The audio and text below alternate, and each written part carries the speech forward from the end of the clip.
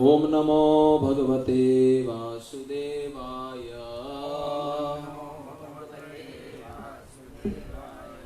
ओम नमो भगवते वासुदेवाय।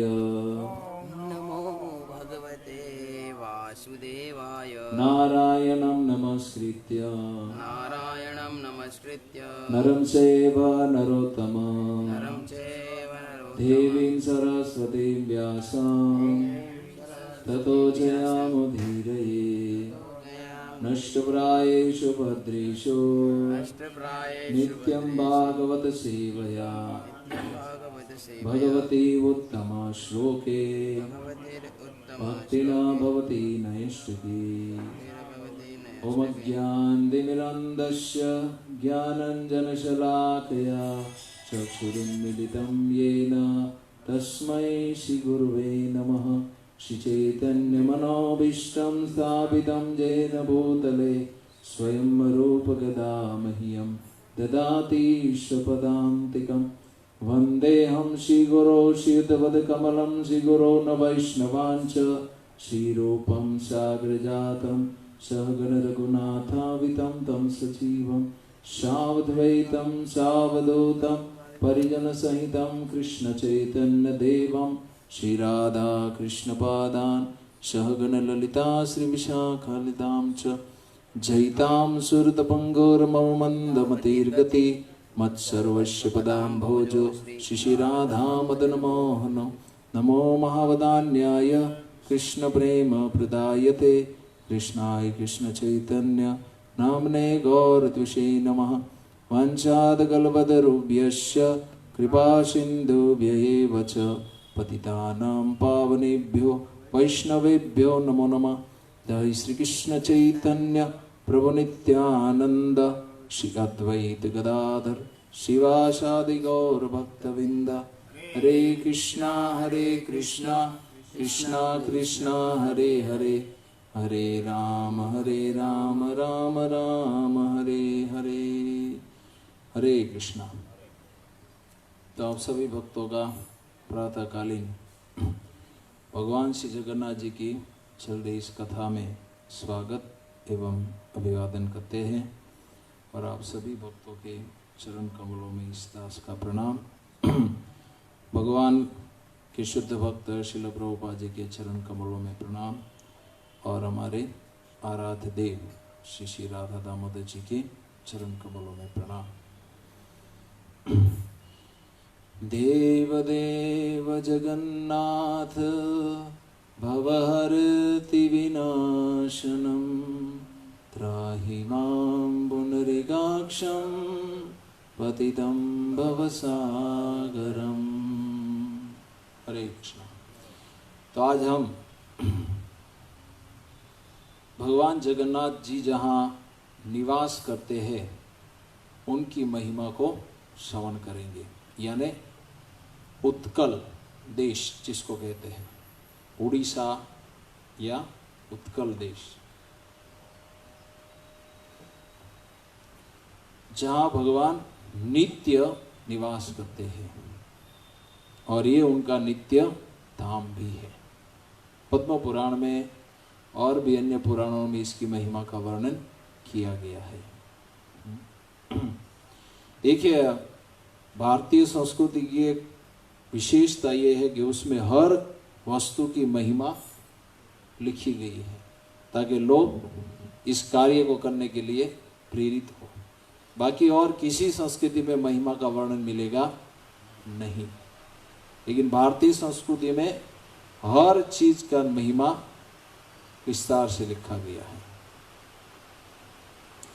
तो कहते कि उड़ीसा को हम उत्कल देश के नाम से भी जानते हैं। उड़ीसा और उत्कल, पहले उत्कल ही नाम था, फिर अब ये उड़ीसा के नाम से विख्यात है। ऋषिकुल्य एवं महानदी के बीच में वो स्थित पड़ता है। महानदी जो उड़ीसा में बहती है और ऋषिकुल्य नाम का एक स्थान है और महानदी, ये दोनों के बीच का जो क्षेत्र है उसको कहा जाता है उड़ीसा उत्कल देश या उद्र देश। स्कंद पुराण में उत्कल की महिमा विस्तार पूर्वक वर्णन की गई है। बहुत ही बताएगी कि दक्षिणी समुद्र के तट पर बसा, दक्षिणी समुद्र के तट पर वो बसा है और भगवत कृपा से सभी पापियों को वो पवित्र एवं शुद्ध करने वाला है। इस राज्य में सर्वत्र मंदिर एवं तीर्थ स्थान आपको मिलेंगे। आप उड़ीसा जाएंगे तो हर जगह मंदिर और तीर्थ स्थान के दर्शन आपको होंगे। और कहते कि उत्कल में निवास करने वाले मनुष्य सदाचार सदव्यवहार के अद्वितीय उदाहरण है। वहां के मनुष्य कैसे हैं? हमेशा सदाचार का पालन करते हैं, जैसे ये हरे कृष्ण वाले करते हैं। और दूसरी बात क्या है उनकी कि वे सदव्यवहार, व्यवहार भी उनका बहुत ही अच्छा और प्रेम पूर्ण है। इसके उदाहरण है, वहां ब्राह्मण लोग सदैव धर्म ग्रंथों का अध्ययन करते रहते हैं और हमेशा वहां यज्ञों का आयोजन होता रहता है।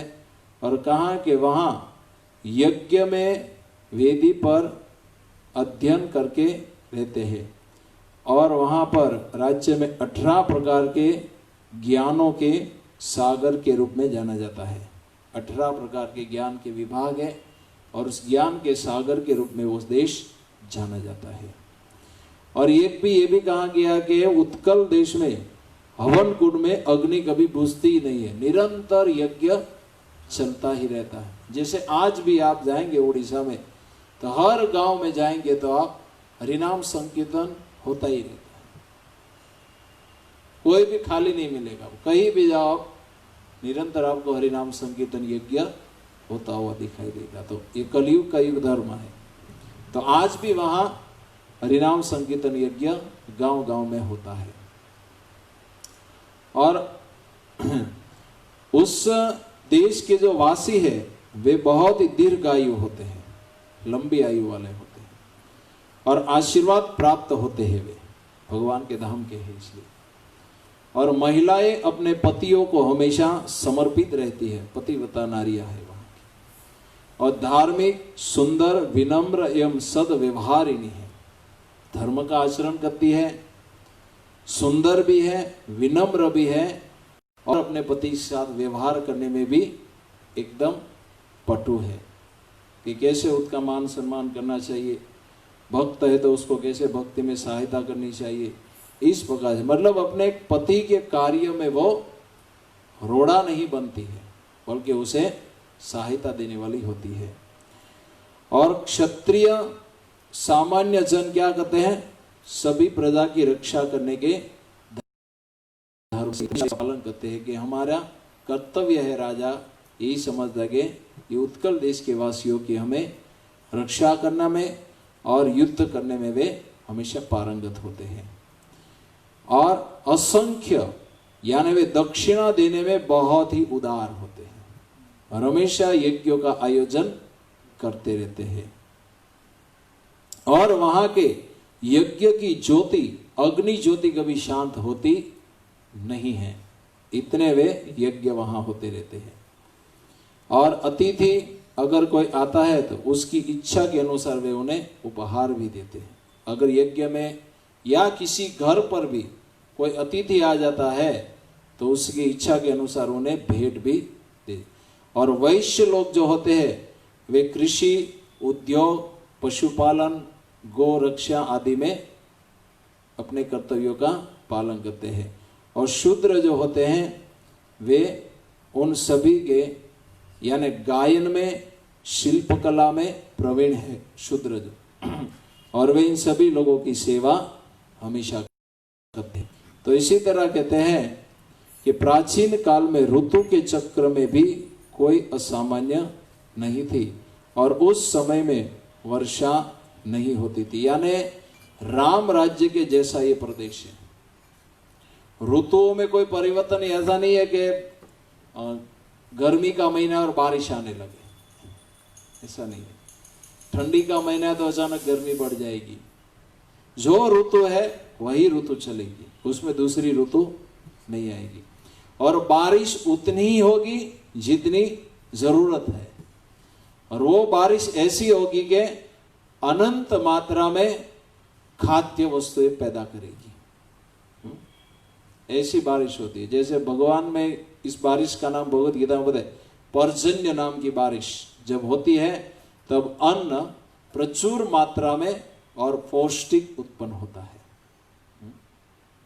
जब धावड़धोप बारिश होती है तब कुछ उत्पन्न होता नहीं है। तो ऐसी कि जितनी चाहिए उतनी बारिश होती थी। दीर्घायु वहां मनुष्य है और किसी की अचानक कभी मृत्यु भी नहीं होती। तो ये है वहां के निवासियों का महिमा कि वहां रहने वाले ऐसे अद्भुत मनुष्य हैं। तो पुरुषोत्तम क्षेत्र भगवत कृपा से एक बहुत ही सुंदर पवित्र स्थान है, क्योंकि साक्षात भगवान वहां पर निवास करते। किस रूप में? काष्ठ यानी दारू ब्रह्म के रूप में। दारू यानी लकड़ी, काष्ठ यानी दारू ब्रह्म के नाम से वे पूरे संसार में त्रिभुवन में विख्यात है। और वे साक्षात रूप से वहां दारू ब्रह्म के रूप में निवास करने के कारण वो बहुत ही पवित्र एवं प्रशंसनीय स्थान है। और वहां कहते कि जो कोई व्यक्ति उस दारू ब्रह्म जगन्नाथ जी का दर्शन कर लेता है, दर्शन करने मात्र से उनके सारे पाप नष्ट हो जाते हैं वहां। और कहते कि जो भी मनुष्य पुरुषोत्तम क्षेत्र में जाता है तो उस समस्त तीर्थों में जाने का स्थान फल प्राप्त होता है। कोई भी अगर नीलाचल धाम की यात्रा करता है तो उसे पूरे ब्रह्मांड में जितने भी तीर्थ स्थान है उन सब का फल प्राप्त हो जाएगा। केवल एक ही धाम की यात्रा कर लो, सारे धाम का फल आपको प्राप्त हो जाएगा। और भगवान जगन्नाथ का अस्तित्व प्रत्येक स्थान में और सर्वव्यापी भी है, लेकिन फिर भी वे अंतस्य सर्वभूतानां हृदयेषु अर्जुना तिष्ठन्ति।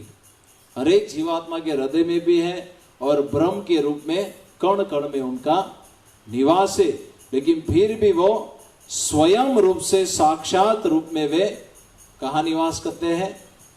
पुरुषोत्तम क्षेत्र जगन्नाथपुरी में दारू ब्रह्म के रूप में वे साक्षात निवास करते हैं। यही उनकी वास्तविक स्वरूप भी है। और ये धाम पुरुषोत्तम क्षेत्र धाम भगवान जगन्नाथ जी को इतना प्रिय है, इतना प्रिय, उनका नामकरण भी उन्होंने अपने नाम से कर दिया है। क्या कर दिया? नीलाचल धाम। इतना प्रिय है उन्हें कि उन्होंने इसका नाम भी अपने नाम से रख दिया, यानी पुरुषोत्तम क्षेत्र। भगवान पूर्ण पुरुषोत्तम परमेश्वर है, तो भगवान ने उस धाम का नाम क्या रख दिया? पुरुषोत्तम क्षेत्र। और 120 किलोमीटर के व्यास में वो फैला हुआ है।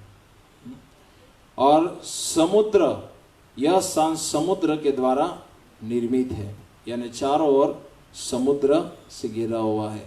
और समुद्र की रेत जो आती है उससे वे हमेशा ढका रहता है, इसलिए इसका एक नाम है रेतीले समुद्र के तट के मध्य में विराजमान वो नील नाम का पर्वत है, उसी के ऊपर भगवान नीलाचलनाथ विराजमान रहते हैं।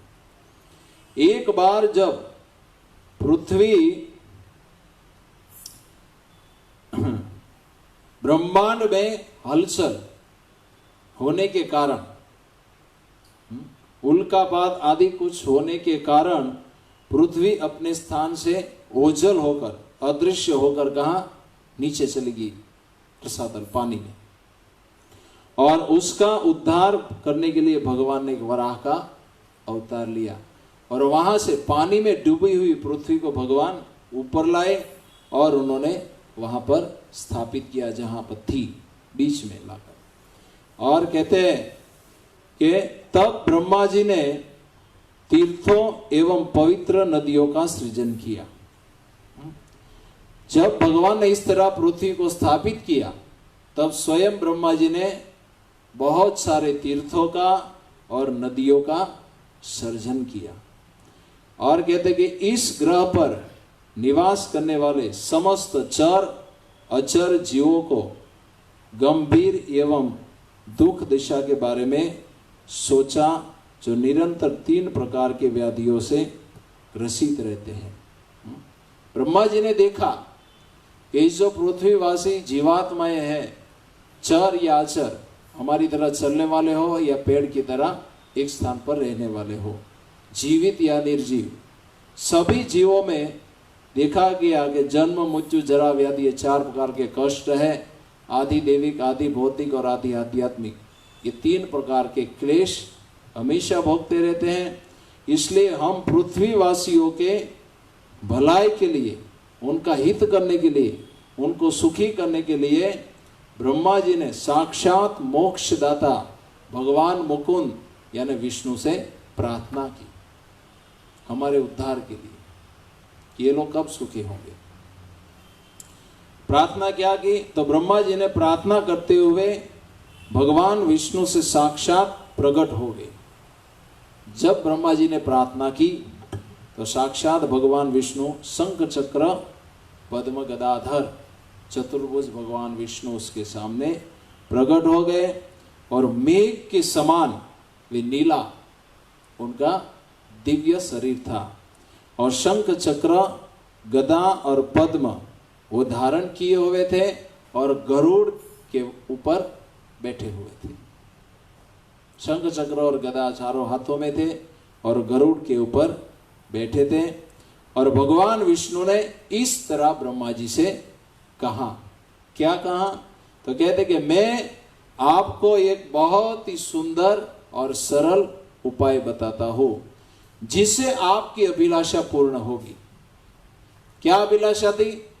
पृथ्वीवासी जीवों का हित करना, उनका कल्याण करना और उन्हें इन दुखों से हमेशा के लिए मुक्त करके भगवान के धाम ले जाना, ये उनकी इच्छा थी। तो भगवान ने कहा कि मैं तुम्हें ऐसा उपाय बताऊंगा जिससे तुम्हारी इच्छा पूर्ण हो जाएगी। तो पहले कहा कि समुद्र के उत्तरी तट ही आता है ना, उत्तरी दिशा में एक महानदी बहती है। महानदी मतलब समझ लो ये नर्मदा से भी बड़ी नदी है, इतनी विशाल नदी महानदी है। महानदी के दक्षिण दिशा में एक स्थान है। महानदी से दक्षिण आएंगे तो क्या समुद्र आ जाएगा। उसे उत्कल देश के नाम से जाना जाता है और वे स्थान बहुत ही गुप्त है, सभी लोग नहीं जानते। देख मैं तुझे बता रहा हूं, लेकिन सब लोग इस स्थान के विषय में नहीं जानते हैं।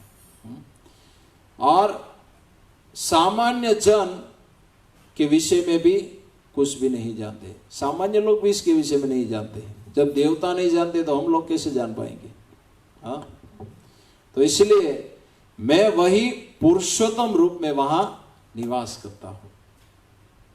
वर्तमान जगन्नाथपुरी, वहां में किस रूप में निवास करते हैं? भगवान पुरुषोत्तम के रूप में निवास करते हैं।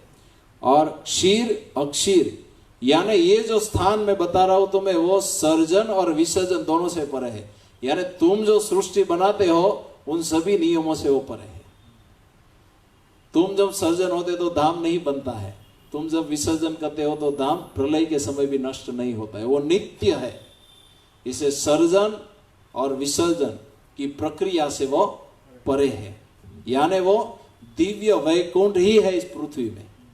जैसे वृंदावन है उसी तरह वृंदावन में और जगन्नाथपुरी में कोई अंतर नहीं है, और दोनों जगह साक्षात कृष्ण विराजमान है। तो यहां कहते हैं, और कहते हैं कि नील पर्वत के शिखर के ऊपर एक वृक्ष है, वो वृक्ष का नाम है कल्प वृक्ष कहलाता है। नीलाद्रि पर्वत है, उसके ऊपर एक कल्प वृक्ष है। और उस वृक्ष की पश्चिमी दिशा में एक बहुत ही सुंदर जलाशय है, उसका नाम है रोहिणी कुंड। अब परिक्रमा में रिटर्न की ओर आता है रोहिणी कुंड। और उस कुंड के तट पर मैं पुरुषोत्तम के रूप में विराजमान हूं। यानी वृक्ष के नीचे ही भगवान नील माधव रहते थे, ये उसकी कथा है। निवास कर रहा हूं, और जो भी मनुष्य मेरा दर्शन करेगा वो निश्चित ही है ब्रह्मा मोक्ष का अधिकारी बन जाएगा। भले कुछ भी भक्ति नहीं किया हो, लेकिन उसे भक्ति का अधिकारी बना दिया जाएगा। जो भी खाली भगवान जगन्नाथ जी का दर्शन कर लेगा उस स्थान में, तो वे मोक्ष का अधिकारी बन जाएगा ना, वैकुंठ फाइनल हो जाएगा, जाएगा। और भगवान जगन्नाथ आगे बोले कि हे ब्रह्मा जी, आपको वहां जाकर क्या करना है, मेरा ध्यान कीजिए, तपस्या कीजिए। और तपस्या और ध्यान करने से उस पुरुषोत्तम क्षेत्र की जो भी महिमा है, जो भी सौंदर्य है, स्वयं आपके हृदय में प्रकाशित हो जाएगा।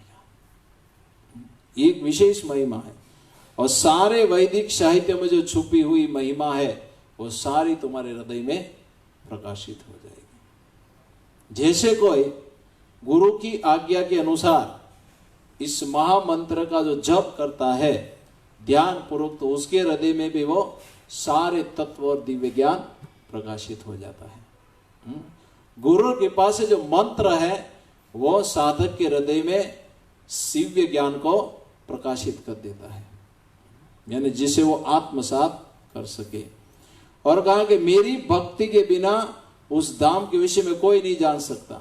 जब तक मेरी भक्ति नहीं करेगा तब तक उस धाम के विषय में कोई नहीं जान सकता है। और मेरी अनुकंपा से ही वह धाम समस्त मनुष्यों के समक्ष प्रकट होगा।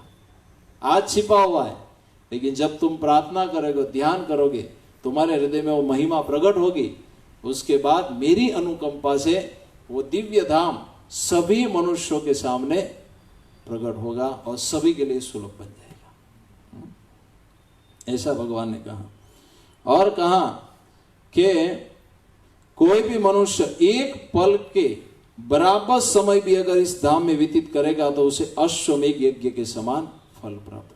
पल यानी क्षण से भी कम समय आता है, लगभग मिनट के आसपास बताता है, या मिनट से भी कम। पल यानी पलक झपकने में कितना समय लगता है, इतने समय भी अगर आप नीलाचल में निवास कर लेते जगन्नाथपुरी में, तो एक अश्वमेघ यज्ञ का फल प्राप्त होता है। जबकि उसको करने में लोग कंगाल बन जाते हैं। और ये कलयुग में ऐसे ही वो फल मिल जाता है, लेकिन वो भी कोई ले पाता नहीं है। इस प्रकार जब ब्रह्मा जी को सम्मानित देकर भगवान अंतर्ध्यान हो गए कहकर, और उनका आदेश से ब्रह्मा जी ने वहां पर क्या किया, ध्यान करना आरंभ किया।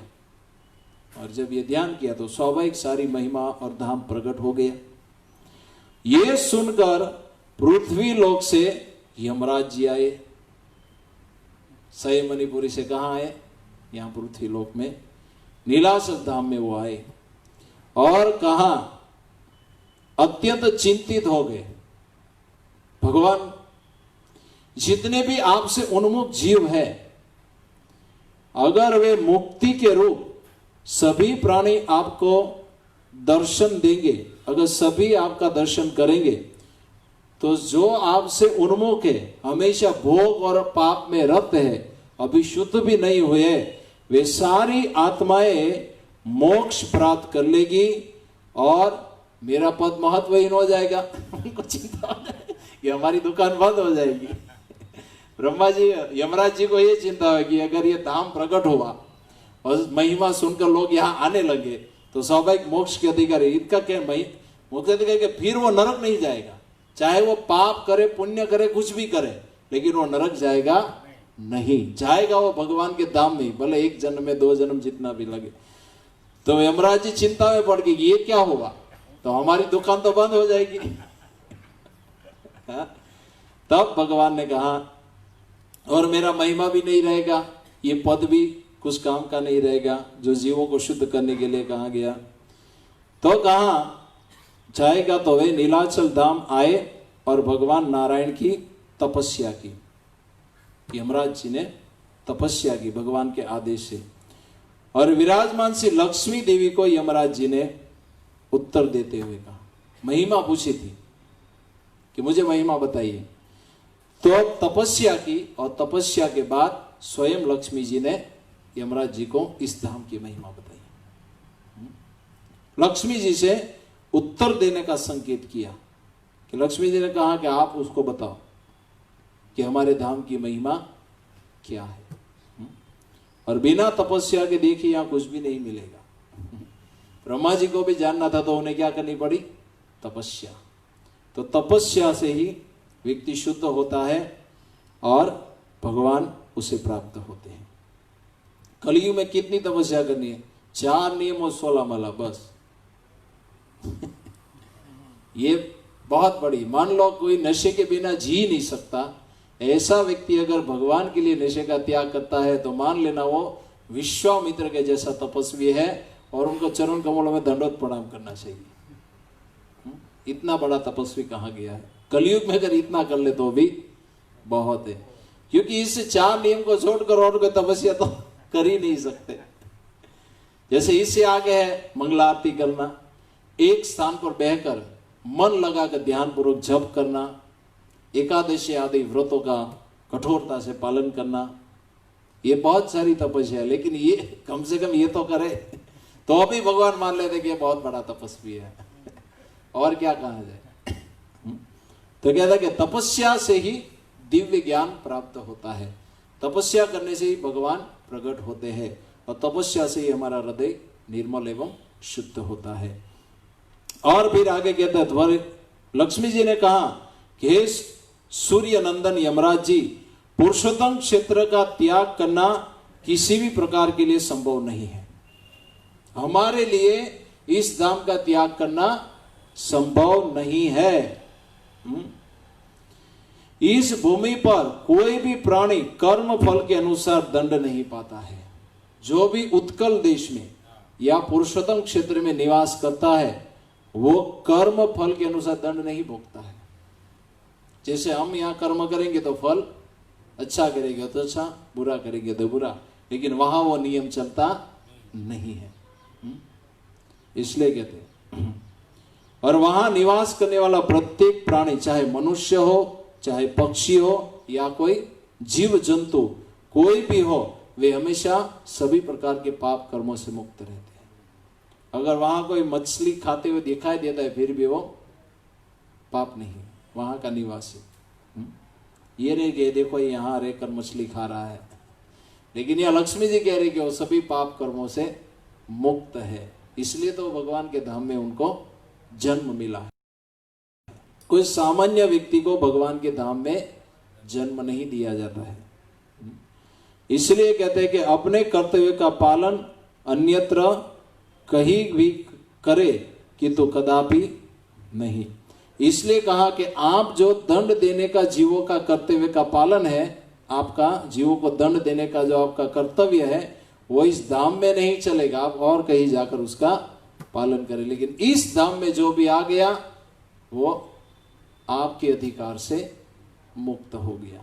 ये लक्ष्मी जी कह रही है, यानी वो नरक कभी जाएगा नहीं, वो चाहे कुछ भी करे।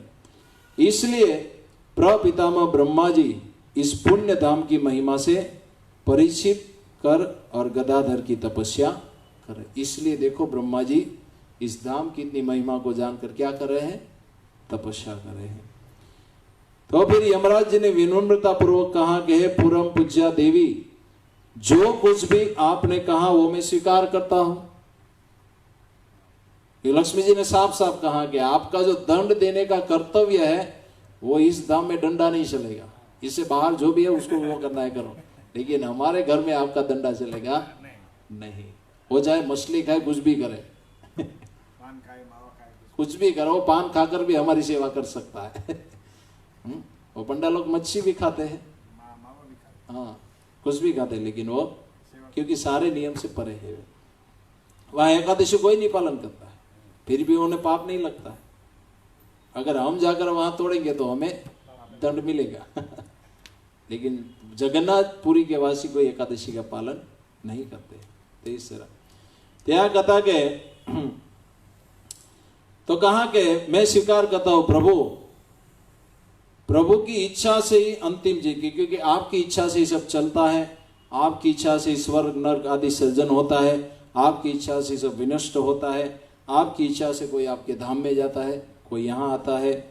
इसी तरह देवी लक्ष्मी ने पुरुषोत्तम क्षेत्र के गुणगान की महिमा का अवसर से प्रसन्न किया। इस प्रकार अब एक कथा सुना रही है, दो यमराज जी को। एक बार मार्कंडे ऋषि, जिनका आयु कितना लंबा था मालूम है आपको? 7 कल्प। आपको चाहिए उतना आयु?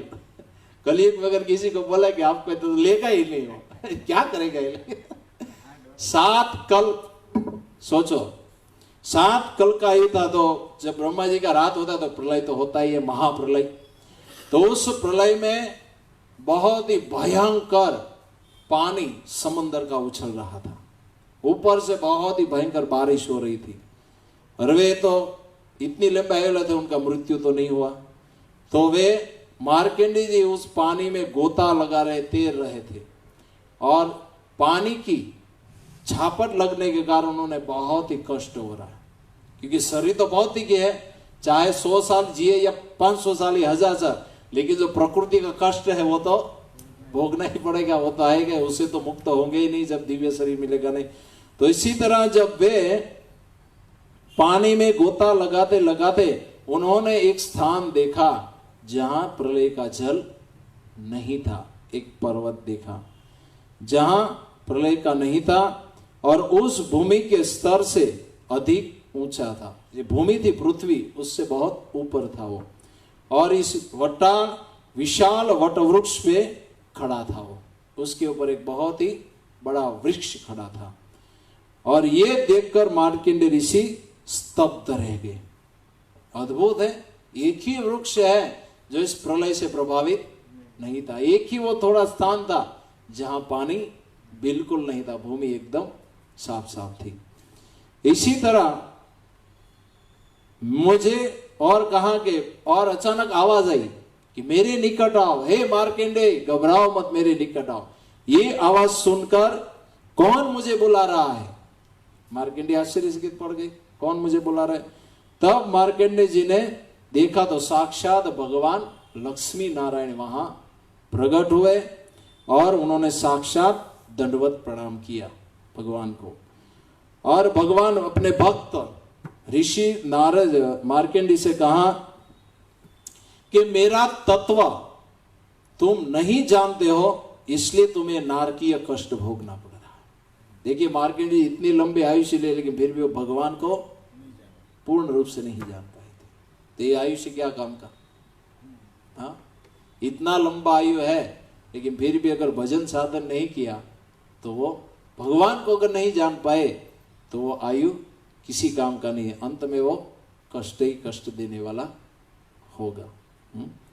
तो इस तरह नहीं होने के कारण, लेकिन हे महान संत, हे भक्त, इस वृक्ष के शिखर पर तुम चढ़ जाओ।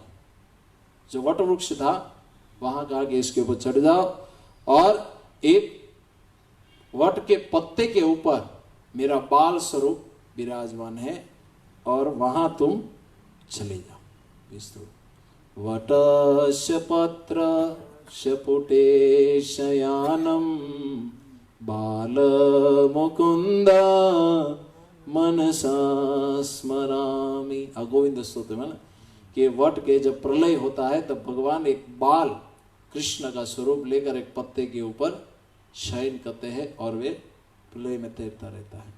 तो वहां पर मार्कंडेय जी ने देखा, और देखा आश्चर्यचकित, जैसे ही उन्होंने मुंह खोला बाल कृष्ण ने सीधे अंदर सांस ली, डायरेक्ट मार्कंडेय जी भगवान के अंदर। उन्होंने क्या देखा?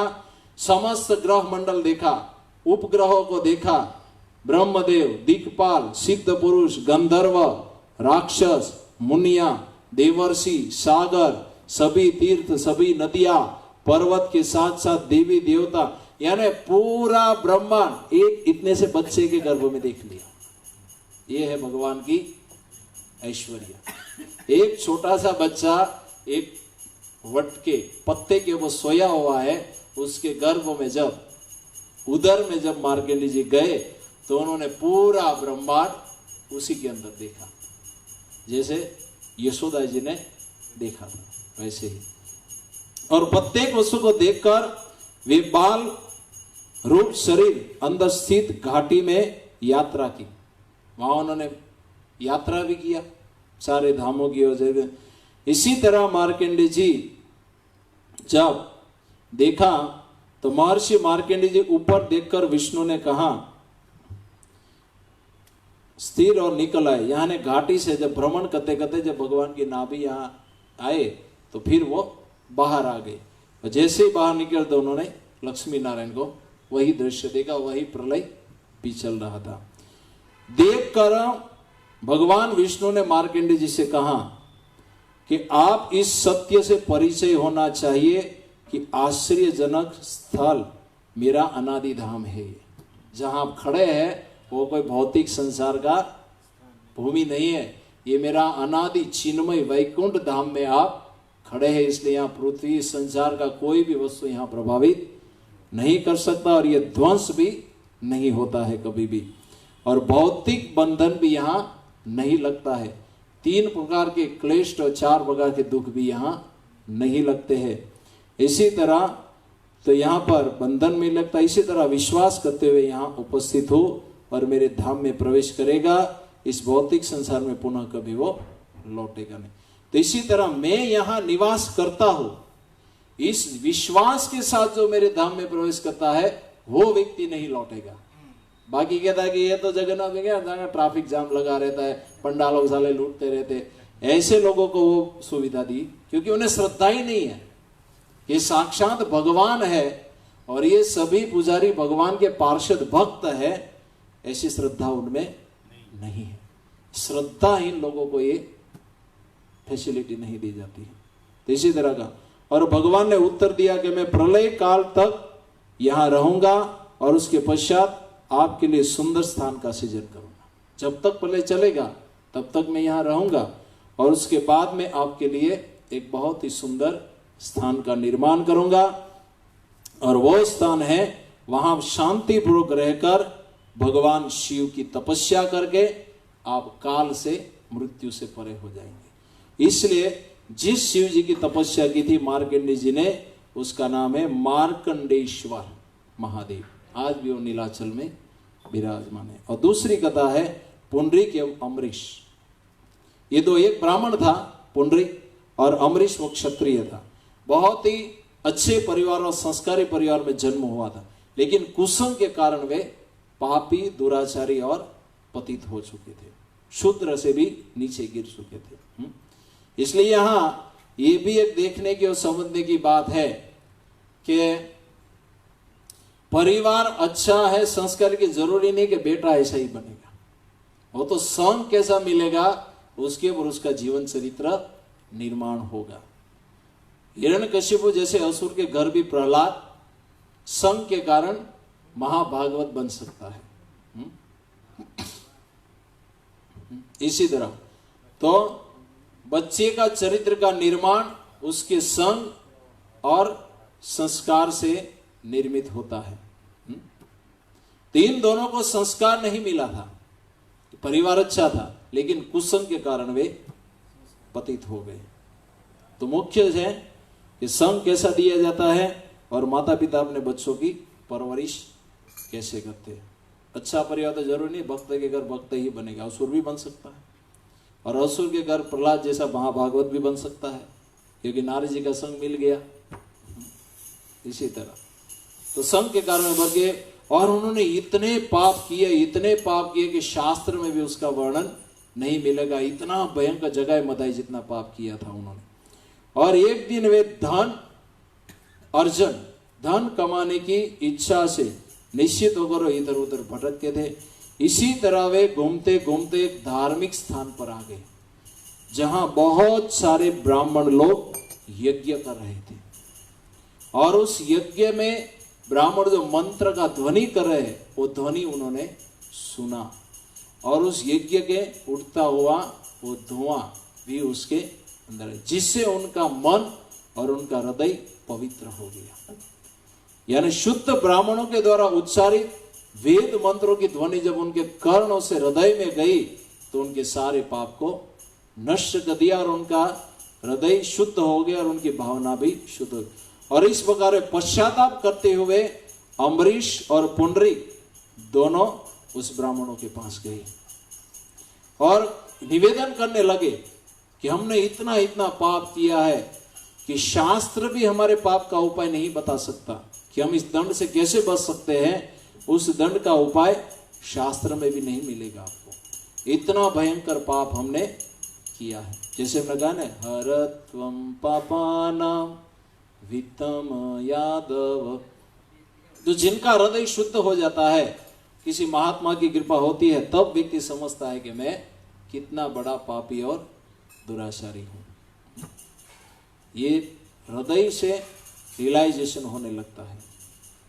तब तक तो भजन करते भी समझता है कि हम कुछ पाप करते नहीं है, लेकिन जब साक्षात्कार होता है तब ये भावना आती है कि मैंने करोड़ों जन्म में कितने पाप कर्म किए हैं, जिसका हिसाब ढूंढने से भी नहीं मिलेगा। तो इससे तो आप हमें उपाय बताइए। वो ब्राह्मणों के चरणों में गिर गए, लेकिन ब्राह्मण लोग भी उनके पापों को सुनकर चिंतित हो गए और हाय हाय करने लगे कि इन लोगों का उद्धार नहीं होगा, कोई उपाय ही नहीं मिल रहा है, कैसे करेंगे।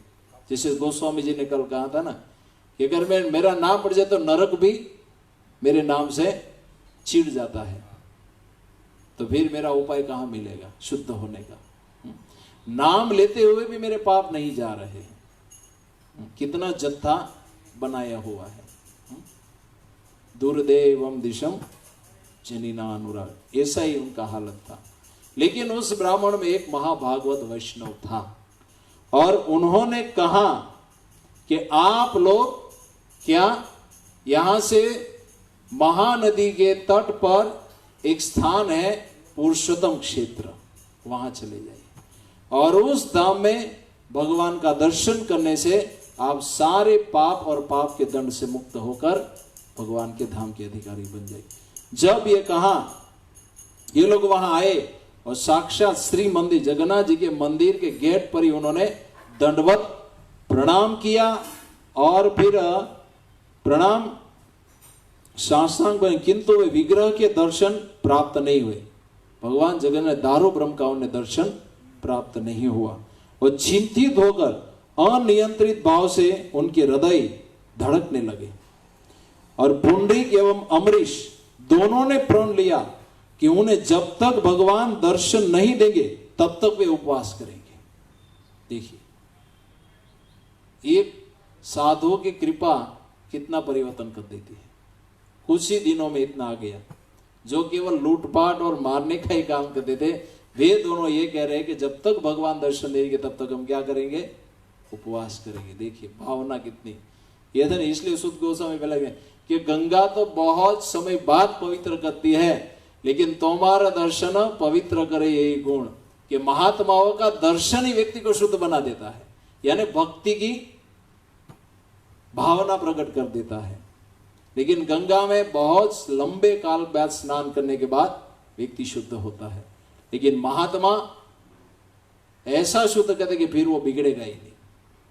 तेईस कहा कि तब तक उपवास करेंगे और भगवान का स्मरण एवं भगवान का नाम जप करने लगे। वे दिन रात न खाना पीना कुछ भी नहीं, निरंतर भगवान का नाम का जप और भगवान की लीलाओं का स्मरण कर। और 3 रात्रि में उन्होंने चमकीली एक रोशनी मंदिर से निकलती हुई देखी, एक प्रकाश देखा। तीसरी दिन रात्रि को उन्होंने एक दिव्य प्रकाश मंदिर के अंदर से प्रकट होते हुए देखा। दोनों भक्तों ने अपना उपवास एवं हरिनाम भजन कीर्तन की निरंतरता बनाए रखी, वो देखकर रुके नहीं।